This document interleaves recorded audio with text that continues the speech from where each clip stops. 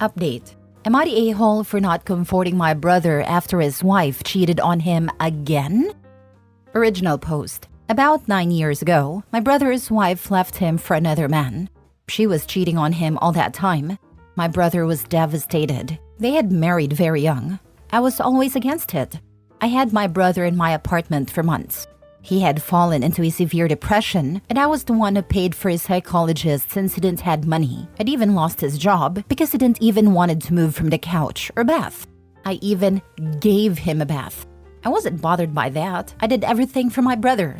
She just left and blocked him from everywhere. She simply confessed to him that she had been cheating on him for a year and that she was in love with that man. 4 years after that, when my brother was finally starting to feel better, she reappeared in everyone's life. The typical thing happened. She and her lover were no longer together. She had begun to receive psychological help and changed completely. She felt regretful. She was really sorry, etc. I told my brother all the time to cut off contact with her for the sake of his mental health.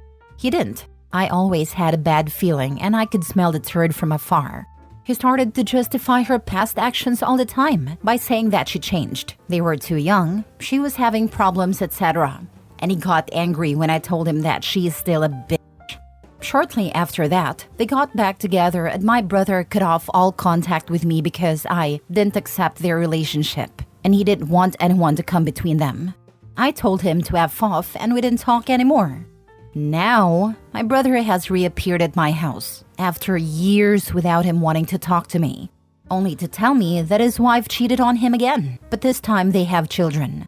In the past, I would have let him in, hugged him and everything, but he has gone years without even inviting me to meet his children. He has not even spoken to me to congratulate me in my marriage or on my pregnancy. I even invited him to my wedding, and he didn't come. I told him that at this moment I can't let him be in my house, which is actually true because I can't have that kind of stress. He told me that we are siblings and he needs me, but I told him that I needed him too. But he was never there, and he cut me off for that woman. We had an argument, and my husband ended up kicking him out because I was already crying. He is staying with our parents now, and my mother just tells me it's not the time to hold a grudge against him, and he needs me. But I can't forget how he didn't think twice before cutting off all contact with me for her. Now for the top comments before reading the update. Not a-hole. Your brother is an idiot, and you know as soon as the ex wants back, he will dump you again. Not a-hole. Your brother's being reckless, and he'll likely drop you the moment his ex comes back. You deserve way better. He is able to completely cut off his supportive sister for years without a problem, but is not able to do the same for his cheating wife. That's messed up. Are those kids even his? Not a-hole OP. It's your turn to cut him off, for your and your family's well-being. If he's been raising the kids as his for a couple of years, in many US states he's considered their father and responsible for child support, no matter who the actual sperm belonged to. Dude is a Class A idiot. Yeah, no. He burned a bridge. This is called the consequences of your actions, and he can figure it out. If he wants to consider reparations at some point in the future, I would seriously consider if it's even worth it. He can stay with your parents if they want to enable him. Let the relatives whom he didn't ghost for years be the ones to look after him this time. The ones who've met his children. The ones whose weddings he actually attended, etc. Yes, exactly this. How could you even ask or wonder if you're the a-hole OP? You definitely aren't, and in fact are a wonderful sibling and human. Be happy with your family, and don't get anyone who wasn't in your shoes back then when you were doing all the heavy lifting guilt you into anything you don't feel comfortable doing. Now for the update. I have spoken to my mother because she kept trying to persuade me to talk to my brother. She came to see me since I cannot move too much. She basically told me that my brother is very sorry, and I told her that then he should tell me that, and not her. My mother replied that my brother is too embarrassed about his actions, but I told her that I am not going to let her be any kind of mediator, and my brother is old enough to speak for himself. I know he was sending her to insist that I talk back to him. My brother is an adult and can speak for himself.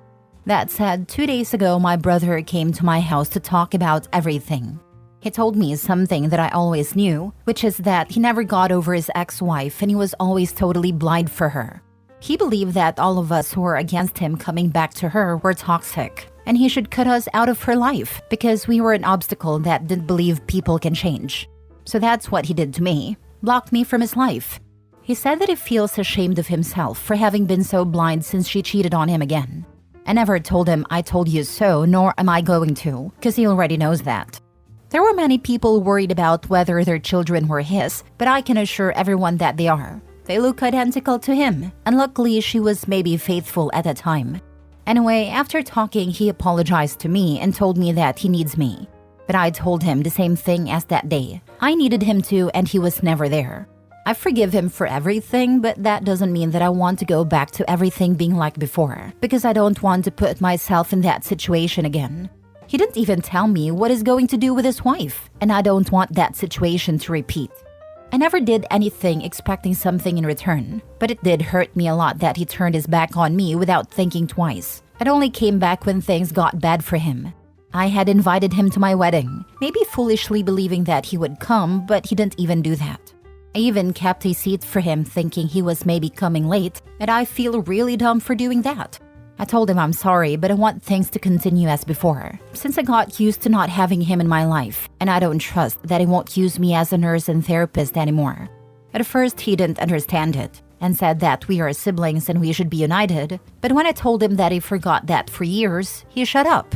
So that's it. I simply told him that I prefer to continue without contact with him as before, but I have made it clear to my mother that I want to spend these months peacefully. Maybe some will call me cruel and say I should think about my family, but I'm not going to let him treat me like she treated him. You are absolutely not the a-hole. Your brother made his choices and cut you out of his life when you try to warn him. You don't owe him comfort now that his poor decisions have blown up in his face. You're prioritizing your own well-being, and that's perfectly okay. The fact that he's still going on about how siblings need to be united even after OP explained how hurtful everything he did was, shows he hasn't learned anything and still puts his own feelings over anything else. He expects OP to reconcile on his timeline because it's what he feels he deserves. If I were OP, I'd tell him he needs to work on empathy / not being so self-absorbed before I let him back into my life. You don't understand. Siblings need to be united when he is desperate and lonely and in crisis. That's what siblings are for, to support him in his time of need. Naturally not the a-hole. Your well-being should never be sidelined for the sake of someone else's mistakes, especially when they've willingly distanced themselves in the past. Reconciliation isn't an obligation. It's a choice, one that requires mutual respect and understanding, which doesn't seem to have been reciprocated by your brother. It's commendable that, despite the pressure, you firmly held onto your principles and protected your space. Wishing you the best with your expecting bundle of joy. And remember, maintaining healthy boundaries is not only a right, but also a testament to your self-respect. Thanks. I'm proud of you even though I don't know you. It requires courage and temperance to make a decision like that. I wish you the best. Next story. Am I the a-hole for sleeping with different women when we were separated with my wife? We were married to each other with my 32 male wife, 32 female for 5 years. However, she told me she fell out of love with me and looking for something different last year. Even though I tried to convince her to stay, she decided to move forward, and we were separated for a little over a year. I couldn't move on first, but accepted that's what she wanted after several months. However, one side of me always hoped for her to come back, which she did 3 weeks ago. She told me she wanted to try things out again, which I was content to. We started seeing a couples counselor the next week with the intent of aligning our feelings and thoughts before moving in together again. One of the questions that was asked was if I've been in another relationship during that time or any other women. Counselor told us honesty is the way to go here, so I came clean. I actually had a go-to club, get drunk, sleep around phase for a few months, and slept with 13 women in total. I knew she was dating around and was honest with going on dates with 3 different men. However, when I told my part, she got extremely frustrated. Now she thinks we cannot get back together, but I told her we were separated and in the divorce process back then. I think it's impossible to get back together now that I talked about my dating life during our separation. But I wonder if I was an a-hole for sleeping around when we were separated. Now for the top comments. Your wife expecting to be able to look for another man and you waiting until she decides she cannot find a better one. You slept with 13 women. I only slept with one man, the one I left you for. The other dude was lying about his serious relationship and only wanted to bed her. She messed up. How do you spell placeholder? You weren't the a-hole. Your wife wanted to separate, but she didn't want you to sleep with any other woman. Now that she realizes you didn't spend the time just waiting for her, she probably understands she isn't irreplaceable as she thought. To be honest, I doubt that this relationship can be saved, but it's all due to your wife and not your fault. This was my dad with my mom. Found a new chick. We found out about it, so divorce happens. He moves in with her and ends up in a 3 long-ish relationships before he finds out my mom is dating. Once that happens, he decides to apologize for his actions and begs her to take him back. All because he thought he was losing his backup hookup. They get married again and the whole cycle is restarted. The OP's wife's relationship didn't go where she wanted it to go. Ran out of people to move off to and thought she had her backup locked up. Now she is worried that you are the one that will have the wandering eye. Next story. Am I the a-hole for hooking up with a married woman and causing her divorce? I, 21 male, have been hooking up with a woman, 32 female, for about 6 months. It started as something casual. We met through a mutual friend at a party, hit it off, and things escalated from there. I knew she was married, but she told me that she was in an unhappy marriage and was planning to leave her husband. She made it sound like the divorce was already a done deal, so I didn't feel too guilty about it. We continued seeing each other, mostly late at night or during the time she said her husband was out of town. I'll admit, it was exciting at first. I was young, she was older, and it felt like something out of a movie. But things started getting serious when she began texting me constantly and wanting to spend more time together. She would vent about how terrible her husband was and how she couldn't wait to be free from him. A few weeks ago, her husband found out about us. He was devastated and immediately filed for divorce. She called me in tears, blaming me for everything. She said that if it weren't for me, her husband wouldn't have left her, and that now she has nowhere to go and nothing to her name. She even suggested that I should take responsibility and help her out since I ruined her life. She has 2 kids, a 10-year-old son and a 7-year-old daughter. She claims that her husband is going to fight for full custody and that it's all my fault that her kids might end up living with him instead of her. She says that because of me, her life is falling apart and her children might grow up without their mother around. I feel bad about the situation, but I also think it's unfair for her to put all the blame on me. I never forced her to cheat, and I wasn't the one who filed for divorce. I'm also not in a position to support her financially or emotionally. I'm still trying to figure out my own life. So, am I the a-hole for hooking up with a married woman and causing her divorce, knowing she has kids? Everyone sucks here. You are an a-hole. You knew she was married and you knew it was wrong. She is a much bigger a-hole. She is the one violating her marriage vows. You didn't cause her divorce, she did. Let's be honest, if it hadn't been you, it would have been someone else. You are under no obligation to help her out, but you should reconsider your life choices. Exactly, they're both crappy people. Both terrible people, but let's be real here. The cheater is twice as horrible as the affair partner. Gonna probably take some flack for this, but with the age gap, I'd say the married person is way more than twice as much. 30-something me has tricks 20-year-old me would never see coming. I wouldn't stand a chance if I decided to seduce myself. Lol, this lady has more red flags than Nazi German. I would block her and start looking into restraining orders before she ruins your life too.